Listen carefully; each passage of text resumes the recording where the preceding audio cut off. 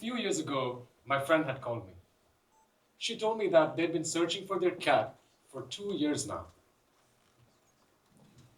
And she disappeared from outside their home one day.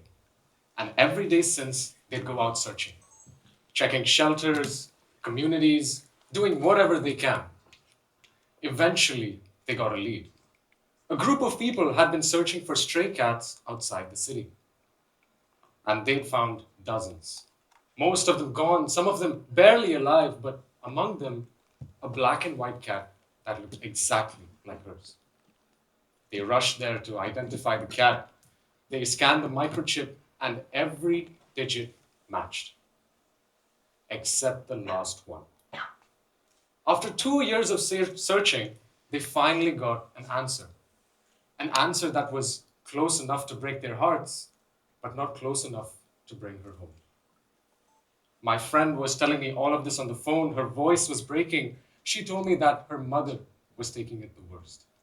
She said that it had felt like she had failed. And in that moment, there was genuinely only one thing I could think of telling her that could maybe bring some relief.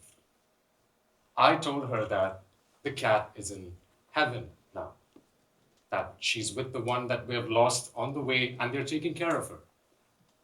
Hearing this, my friend went silent for a while and then asked me something that I did not expect. In the most innocent, blunt way, she asked me, "Where is heaven?" I was taken aback. I realized that I've been saying this phrase instinctively in such situations to family, to friends, to people who had lost everything. I'd say it the way you say "bless you" when someone sneezes. But for the first time, I asked myself if I believed in it. You see, almost every culture in human history has one thing common about heaven. It's somewhere else, above the clouds, beyond the river, on the other side of this life. There are various versions of what it looks like, but they all say the same thing. Heaven is somewhere we're going.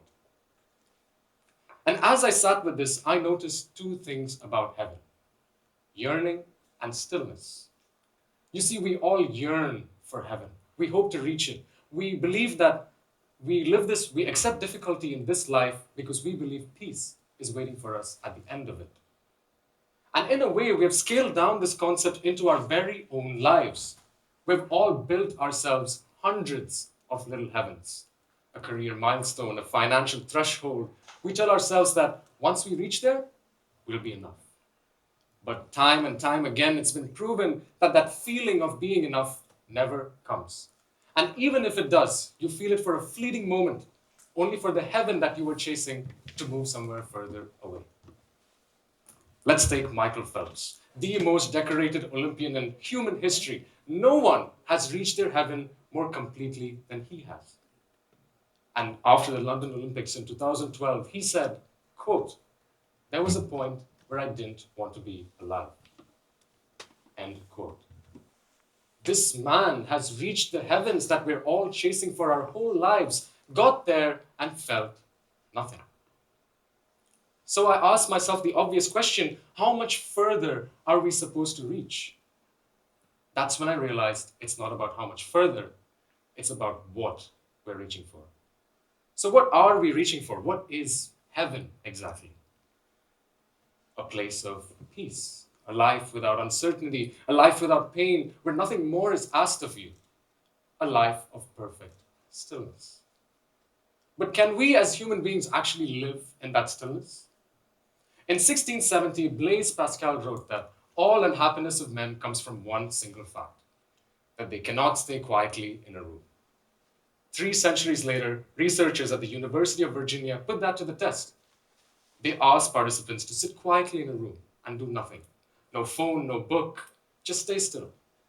Although they gave them a button that delivered a small electric shock, which every participant had already rated so unpleasant that they pay money to avoid. 70%. 70% of men pressed the button, not once, repeatedly. We have idealized a state of existence that our minds and bodies could not tolerate for 15 minutes. So now I am faced with a problem. The two things that I believed about heaven, yearning and stillness, had collapsed on me. I didn't have an answer for my friend, and I didn't find one in philosophy or literature. I found one within myself. I was in 10th grade. And for us CBSE kids, that's a very crucial year. You are told by teachers and parents, in fact, the whole world, that everything you do in these few crucial years decides the rest of your whole life. Crazy, right? There were a lot of constant yelling and shouting, telling me how I was not doing enough, how I was incapable. And somewhere along the way, I believed it. I, in fact, started doing worse. I couldn't focus. Everything stopped mattering at a point. The little heavens that I made for myself stopped mattering. And in its place, just one thought: I wanted to stop existing.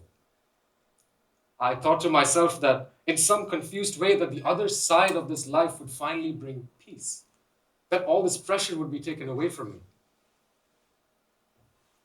I don't know what stopped me. Maybe it was fear, maybe something smaller than that, but here I am in front of you. And I did not have a breakthrough, let me be honest. But instead, I made myself a promise.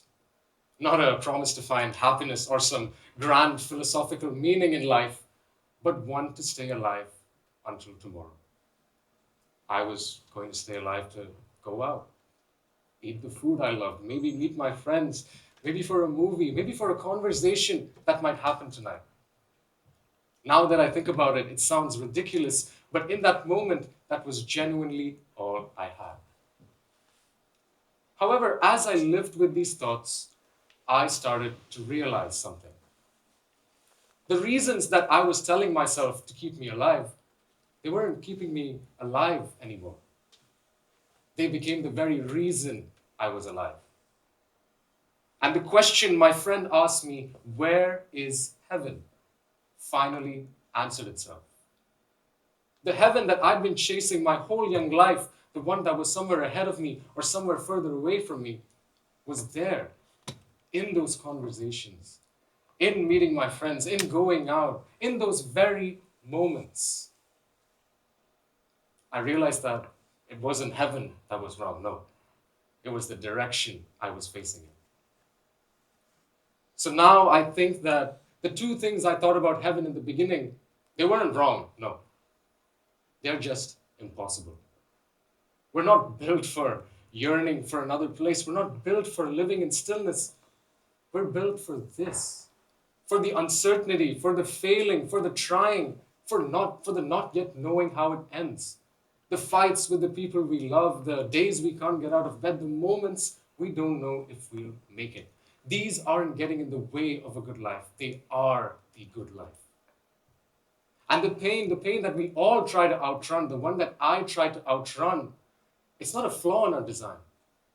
It means that we're still feeling, still caring, still connected to something that matters enough to hurt. I'm not going to stand here and tell you that I've got it all figured out. No. I still have days when I wake up and think to myself that I'm not doing enough, not fast enough, not far along enough. But I don't live inside those thoughts anymore. I realize that there are greater things to live for, no matter how small they are. I don't think about the afterlife the way I used to. Not because I don't believe in it, because I don't need to be anywhere else right now. There may be something else after this, and I'll live it when I get there, but right now, the afterlife isn't happening. This is. Those late night dinners and drives, the conversations shared over a chai, the ordinary, forgettable, irreplaceable days that I almost didn't make it to. I never called my friend to tell her what I'd figured out. But if I did, I'd tell her something different. I'd tell her that no, their cat is not in heaven. I'd tell her that the cat is in every morning that she fed her, every night when she sat beside them on the couch, every time she came running with her little paws. That right there is where she lives. She may be gone from this world, but she's alive in every moment they choose to remember her. And not time, not distance, not loss can take that away from me. So now I ask you, where is heaven? I think that it is wherever you are when you finally stop chasing another point in your life. And for me, right now, it's here. Thank you.